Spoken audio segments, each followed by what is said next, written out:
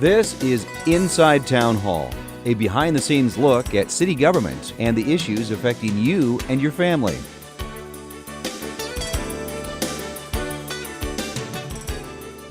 Thank you for joining us for this episode of Inside Town Hall. I'm your host, Madeline Shields. Every few months, we gather a roundtable of city councilors together to talk about the latest topics featuring what's facing the city of Sioux Falls. And with me today is Teresa Staley, who's at large, Greg Neitzert from the Northwest District, Rick Kiley from the Southeast District, and Rex Rolfing, who is at large as well. Thanks for joining me. Thank you for having us. Okay, let's talk a little bit about some of the topics facing the city of Sioux Falls.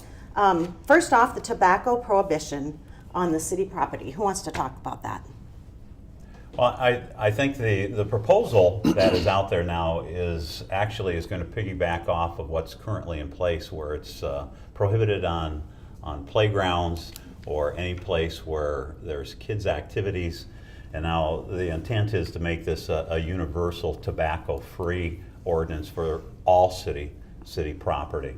And I'm in agreement with it. I think it implements good public health policy, as well as helps to prevent young people from getting caught up into some of these nasty habits by us as adults presenting good habits and for them to follow, a good example for them to follow.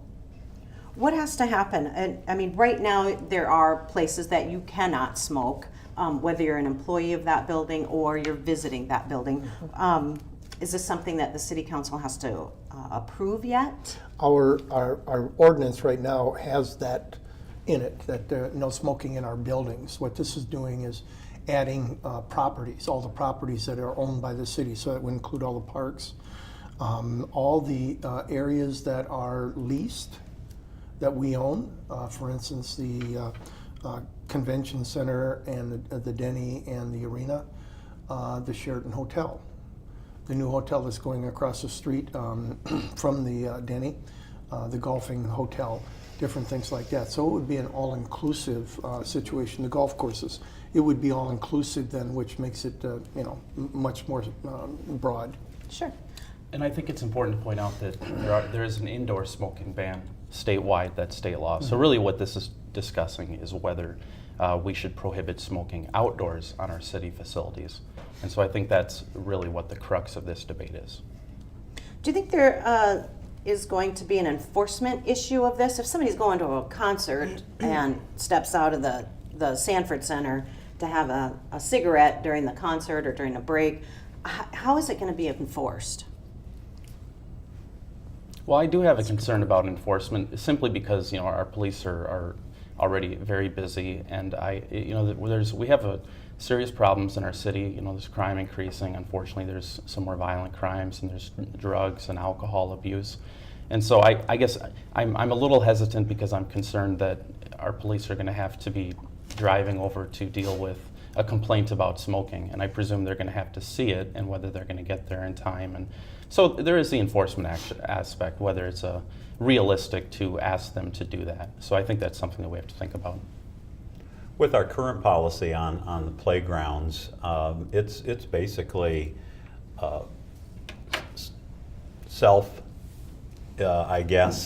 policed.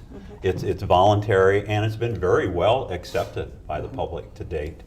And I think we'll also find similar results with this. Anytime you do pass a law or an ordinance, generally you get at least a 75% compliance rate just having it in law and ordinance. And I think the rest of it is up to us to really educate. And I think there's good aspects of this. It supports those who are trying to quit. It does help to create a clean environment too, so that we're not walking past numerous cigarette butts as we're walking into these venues. And as I mentioned, it produces a positive role models for kids, as well as better health. I mean, because let's face it, nearly 500,000 people lose their lives every year to tobacco-related illnesses. Sure. Do you think? Yeah. I have a feeling, and I'm fairly sure that there will be some pushback, if you will, and there may be some amendments on this for the facilities that are leasing long-term property from the city. A few months ago we had an incident with the people who wanted to carry their guns into the Premier Center. We relied on the management practices and rules and procedures of the management facility. That was handled very well. They have the authority to do that. Some people would feel that those kind of things can, the smoking ban, if you will, can be handled very nicely by the people, the management companies that we have hired to do that. And so there may be some things that'll come along that'll allow them to use their policies and procedures rather than forcing it on them. I would like to say that I believe in our society we have many things that are detrimental to the health of an individual. People overeat. We have binge drinking. We just talked about that at the city council meeting last week. There's a big problem with the binge drinking in our community, and that not only would hurt the body, but could also hurt other people when it comes to driving drunk. And then we also have the smoking issue. I'm personally not going to be behind this ban, and I don't want to make criminals out of our tobacco users. First of all, it is a legal thing to do. I would not be supporting any kind of an amendment. I'm going to call that kind of an elitist amendment to allow smoking on a golf course or in front of the event center, because I think if we're going to be passing this and we're going to say to people in a park or at Yankton Trails at the Jazz Fest, you can't smoke, but then we're going to have an opening, we're going to say it's okay if you're on a golf course, then you can smoke on that city property. I think it's going to have to be, in my opinion, it should be a citywide ban then. If we're going to do it, we do it for everybody. I want the public to understand the timetable on this too. We have our first reading this next week, which is, what day would that be on? Tuesday. Tuesday the... It was the first, so it'd be the 8th. And then our second reading will be happening on December 6th. So this will be airing in time to let people know that, they can continue to give us feedback. We've had a lot of impact, and I have at least from the people from the Heart Association and the Cancer Association. They've emailed us. We've also heard from individuals saying, this is an overreach. If this is implemented, there will be a potential of, I think they said, a $95 fine for an individual if they're caught smoking. And as Greg Neitsert brought up, that might be a hard thing to enforce, because by the time the police get there, the cigarette might be put out. So I would be concerned that who is going to be given this fine. It could be selective enforcement. I love that we already have something in place to protect children in playgrounds. I think that's a wonderful thing, and that actually is not codified in an ordinance yet. So if we had an amendment that would put that forward, that would really resonate with me. Even if we could find a way of saying, if you're around a child in a park, you stay 50 feet away or 100 feet, if we're concerned about children. But I think that we're going down a slippery slope if we try, legislating this total ban. That's just my opinion, and I have a right to have that. I would agree with Councilor Staley that if it's implemented, that it should be a universal across all city properties implementation. Because number one, that clarifies where you can do it or where you can't do it, and it helps to avoid any confusion. Is it legal here or is it illegal here? So I am in agreement there. And I have heard the argument that alcohol is a problem too. However, smoking claims 5 times more lives a year than alcohol does. And alcohol is an issue, especially drinking and driving is an issue. However, the secondhand smoke is a huge issue for those of us that are non-smokers or other individuals that are non-smokers that do not want to be exposed to the ill effects of secondhand smoke. So that's one of the reasons why I would be in favor of a universal policy. And we're not just talking about cigarettes. We're talking about electronic cigarettes. We're talking about vaping, smokeless devices, and is it chew as well? Yep. Okay. So just to clarify you can see that we have a consensus around the table already. and I think we all agree on the dangers of smoking. It's not a wise thing to do, so that's really not in debate. This is really more, for me, it's a philosophical debate. It continues to be a legal product, and how expansive do we want to make this? I'm all for education. I'm for codifying what we have essentially as policy right now to protect the children. It's really, do we get more expansive? And one of the things I think about is the confusion aspect. we have to think, we also have to realize that this would make it illegal to do in front of a city property. So if we take the Orpheum, for example, if you were walking down the street, it would be legal to be smoking in front of the Holiday Inn, but when you get a block north in front of the Orpheum, it would be illegal to smoke, and then when you get a block farther north, you could then smoke again. I would consider that confusing as well. Okay. Well, let's move on. Well, there's another topic coming on, drug addiction and prevention. The Sioux Falls Police Department has added another narcotics detective to the Sioux Falls Area Drug Task Force. Let's talk a little bit about why is it important to have people employed by the City of Sioux Falls in additional people to prevent drug use and abuse in the city. I'll start with that. It's becoming a greater problem all the time. A month ago, we were in Rapid City for the Municipal League conference, and we met with the Rapid City City Council out there. Number one issue they wanted to talk about was meth addiction. It's becoming a huge problem out there. It's becoming a bigger problem here in Sioux Falls, as Chief Burns has told us, and around the country, it's becoming more. Drug addiction is becoming more and more of a problem, and so we need to address as much as we can how we keep drugs out of people's hands, and even more importantly, because sometimes we like to throw money or policies or whatever at what the outcome is. I always like to go back to what's the cause, and when we go back to the cause, it means education. And I look at my generation in smoking. When we grew up, as we were talking about, our parents smoked. And then what were we taught in school? Smoking was bad. Smoking is not good for you. Here's what it'll do to your lungs. Here's what it'll do. What an effective thing for your 7-year-old son or daughter to come home and say, Daddy, you can't smoke anymore. And so these are the things that we need to get at on a basis. But whatever we can do in the meantime too, we need to do it so that we can stop this horrible things that happen when people are addicted to a number of different things. And go ahead. Well, and we were, one of the things that we just talked about was the Prairie View Prevention Center, and talking about catching these children and helping them when they're young, when they have these issues. And I think moving forward, we just had a great discussion last Tuesday with Prairie View and the chief of police, and talking about, I would really like to see the school district get some skin in the game on this thing.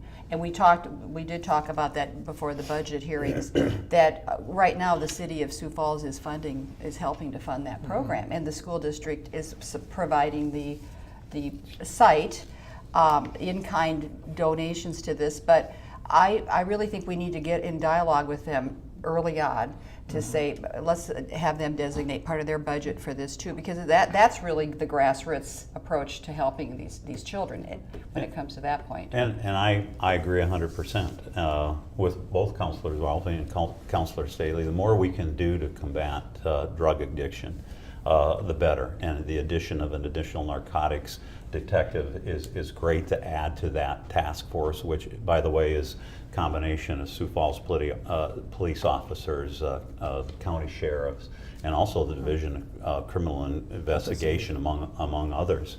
But as a former high school teacher, I know the effect that addiction can have on a student's ability to learn, and whether it's they themselves that are addicted, or it's a parent or a sibling or somebody, because usually when it's parents, then they do not have the individual there to provide the environment that they need in order to grow and to learn. And it was hard for me as a biology instructor to really place a lot of emphasis on a student not having a homework assignment turned in when I knew that they returned home to an environment that was certainly not conducive to doing their homework. It wasn't conducive to just living. They didn't know whether they were going to have food on the table or if they were going to be subjected to beatings once they got home. So there's so many ways that this is just a win-win for for absolutely everybody. And this is brought together not just City of Sioux Falls law enforcement, but as well as the Rapid City Mayor,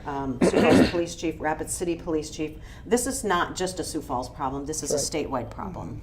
Yep. And we're talking about methamphetamine, marijuana, and that the youth drug and alcohol counseling is available through the Sioux Falls Public Schools and Sioux Falls private schools as well. At one point, the budget had been cut, but now it is reinstated. Is that true? That's right. That was the Prairie View prevention part that we, the They had, council. they had a- $103,500, I think. 50% of the budget was cut. And then we as a council, that was in the proposed budget. We as a council decided that we wanted that back in place. But we did listen to some of the administration's concerns on that as well, and that's what we're trying to address now. As Councilor Staley had stated, it would be nice to get more involvement and actual funding, monetary involvement out of the school district, and they are providing the facilities for us. And obviously, they are the best means for us as a city to administer this type of counseling through the school district. But it did affect just the Sioux Falls public schools, and then I think they had separate contracts, you can correct me if I'm wrong, with a couple of the private schools, but the Harrisburg students and the T students and the Brandon students and even Hartford up in the northwest, the other school districts that reside within our city limits were not part of that prevention effort. And so there's things that we would like to change going forward to make sure it's all inclusive. And another thing that is somewhat of a problem that I think we can work around is that the contract is for Prairie View is between the school district and Prairie View, not the city and Prairie View. So we're providing all the cash, but we don't have any say in how things are done. And so that's one of the problems that we need to work through in the next year, so that we can, the city can take a more active role in the contracting of that situation. Well, and it never hurts in any of these nonprofit situations for us to be asking them for accountability. That was one of the things that came up too, Yep. is that show us how the success rate is playing out with the children that you're working with. So I think this is going to be a win-win moving forward. But you never, I don't think a nonprofit should ever take it for granted that they're going to get funding from the city. And that's kind of what happened here, is they kind of had to step up, and we had to reevaluate the value of this. But we also heard about the sheriff came in earlier this year and talked about the Mexican drug cartel's presence in Sioux Falls. Remember that? Mm-hmm. And that there was a heroin presence in our community as well. And so I think one of the big things that we have to keep in mind is we don't want to stick our heads in the sand either. We have to be open to saying there is a problem, and then, how are we, all these different facets of dealing with that. Do you see this expanding going forward, not maybe this year, but next year or the year following, to combat all of these different drugs that could be affecting the youth of Sioux Falls and the surrounding school districts? That's one of the programs that Prairie Prevention does that or that wouldn't happen if we didn't have Prairie Prevention there. They do the prevention programs in the high schools and junior highs to teach these kids the problems and all the bad things that can happen if they get hooked on drugs. Without them there and the money that we provide, all that would happen is that if some student came in and was drunk or on drugs or something like that, they would be referred outside the school district to another organization that would do a good job, we're sure, but they wouldn't be right there to take that kid, take him into an office and say, okay, let's have a little talk about this, and here's a treatment program that we're going to go through. We can't make a kid comply, but it's much better to catch him at that point and educate him. And have that right there than it is to say, well, you got an appointment in a week. It doesn't work that well. Well, and also, our jails are full. So what happens when you have these convictions happening? The solution is to book them into jail, right? The penitentiary. So that's, again, everything we can do at the entry level for these kids is going to be win-win. Okay. And that is a good point, because you just incarcerate a drug addict when they're out, you're still going to have a drug addict unless they've had the type of education and information and treatments that they really truly need to get over that addiction. And we do believe that Prairie View prevention has been effective. We're just going to ask for more measurable results going forward, and possibly even an RFP to see who else is out there in addition or as well as Prairie View prevention that can provide these services as well. Okay. Well, at this time, we're going to take a break. We are having a roundtable discussion about all of the topics facing the City of Sioux Falls. We'll be back in just a moment. They're glowing beacons that light our way. Streetlights in the City of Sioux Falls illuminate our travels, brighten our roads, and keep us safe. So what do you do if you see a streetlight out or malfunctioning? The City of Sioux Falls has made it easy to report a problem in your community with the Streetlight Hotline at 373-6979 or log on to siouxfalls.org. Give them as much information as you can, and crews will be out to fix the problem as soon as possible. Thank you for helping make Sioux Falls a better place to live. Well, welcome back to Inside Town Hall, where we are visiting with 4 city councilors. We have Teresa Staley, Greg Neitzer, Rick Kiley, and Rex Rolfing joining us for a discussion. Let's move on to the topic of the railroad redevelopment in downtown Sioux Falls. That is going to happen. The railroad is moving out of Sioux Falls at the East Bank. Is about on between 8th and 6th Street. Let's talk a little bit about the changes that we can expect and what the timeline is going to be. You know, it's really interesting. I look at this and it says railroad redevelopment. For all these years, we've been looking at railroad relocation.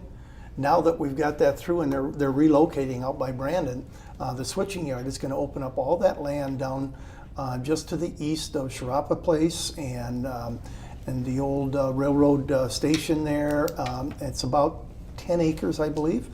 And so it's a fairly significant piece of land. And we've had not developers, but designers come in and give us an idea of what they think might work down there. I have some of my own ideas, and I think it's really, really important that we find out what's happening, and that we will give some opportunity to people to put their own touches on it, if you will. But the design they've come up with is really, really quite neat, if you could say that. I was in Indianapolis this summer, and they have a development that's kind of like that right in northern Indianapolis, and it is just marvelous with live work, restaurants, boutiques, all kinds of things on the main floor, apartments or condominiums above or offices above, in a 5 or 4, 5, 6-story buildings, and just really neat way to walk up and down and with all the stores and things. So that's kind of the concept that we're looking at. Sure. And I would say that the plan that's out there right now is basically a conceptual plan. It's not a finalized plan, and that's a result of numerous meetings with the stakeholders and public meetings asking them, what do you see, what's your vision for this particular area? So it'll eventually go out to requests for proposals, and we'll get that information, and so we'll be working on that in the future. But it's great, as Councilor Rolfing stated, it is great to finally be at this point, because it seems like it's been forever that we've been negotiating for this piece of property, and it's just really going to change the face of downtown Sioux Falls, and I think in such a positive manner.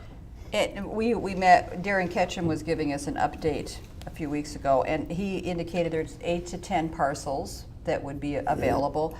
So that's logistically how it's going to look. I personally, I think that a part of the impetus of this is going to be dictated by the economy.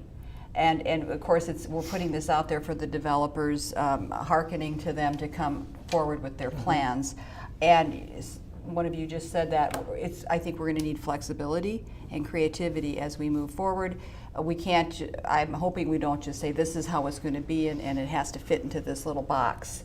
We did have 2 public meetings where they were listening to the public, and I know that people appreciated that.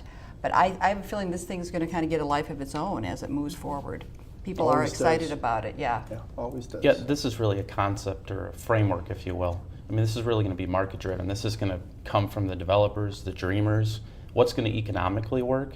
But I'm hoping we're going to see something very walkable, It's going to have, a plaza. We're going to minimize parking. And this is really a once-in-a-lifetime opportunity. It sounds like hyperbole, but it really is. I mean, to get 10 acres downtown, there is a lot of things that can happen. So it's going to be fabulous. And this might take 20 or 30 years to happen. You just don't know. And so the city has, taken public input, and they've created a framework.